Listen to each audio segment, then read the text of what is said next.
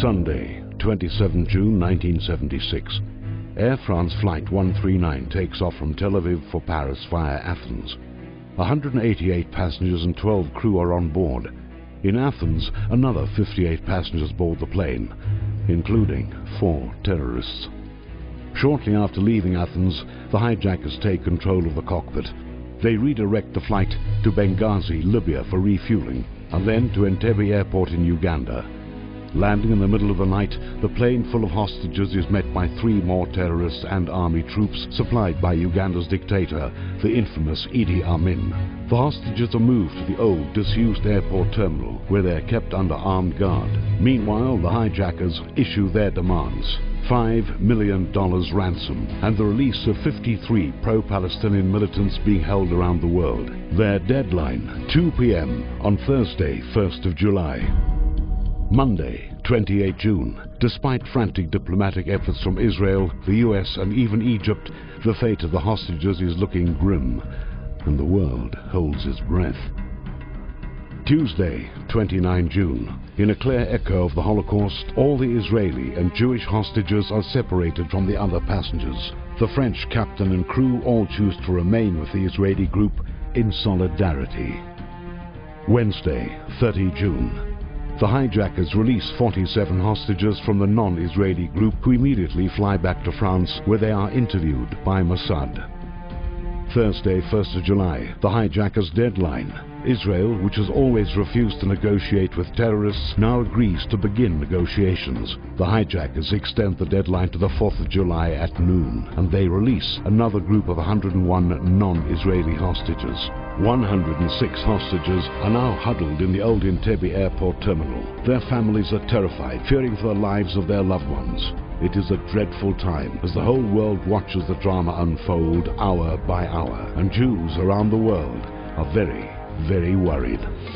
From the moment news of the hijacking came in, the Israeli Defense Force had begun exploring a military option, but time was too short. Now, with a few more days available, the IDF puts together an audacious plan. Prime Minister Yitzhak Rabin and his cabinet deliberate, debate, and agonize.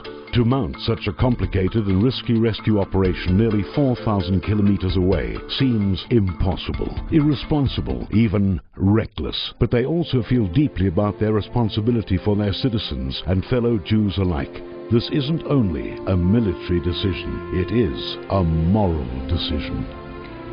Shabbat, the 3rd of July, Israel's cabinet approves Operation Thunderbolt.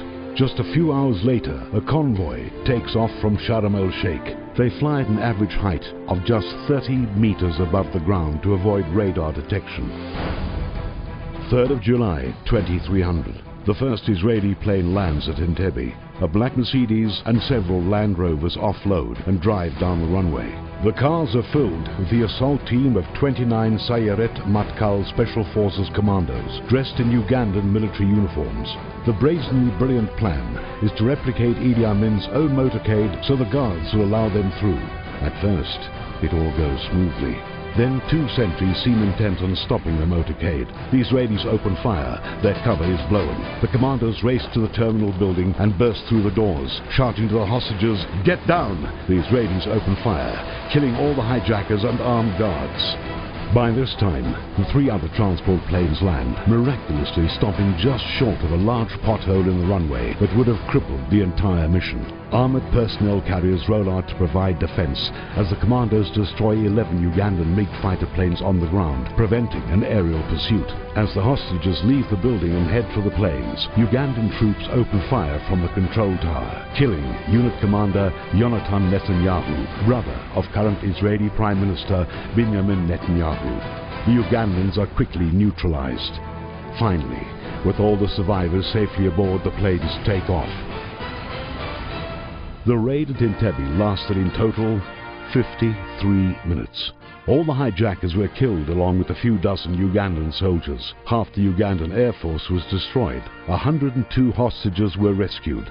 3 were tragically killed during the crossfire, and one 75-year-old Dora Bloch, who had been hospitalized, was brutally murdered by troops of Idi Amin. Sunday, 4th of July, 1976. As America celebrates its bicentennial, Israel celebrates another miraculous Jewish deliverance from death and danger. The entire world is amazed. It is the most stunning, daring, breathtaking hostage rescue in history. Jews around the world are filled with wonder, admiration, and pride. The Israeli commandos become national heroes when Yoni Netanyahu becomes an icon, a heroic martyr for Israel's cause. Operation Thunderbolt, now officially renamed Operation Yonatan, becomes one of modern Israel's proudest moments and the stuff of legend. 3 Hollywood movies are produced to tell the incredible tale of how Israel succeeded against such overwhelming odds. But Operation Yonatan is more than just a celebration of Jewish intelligence and chutzpah.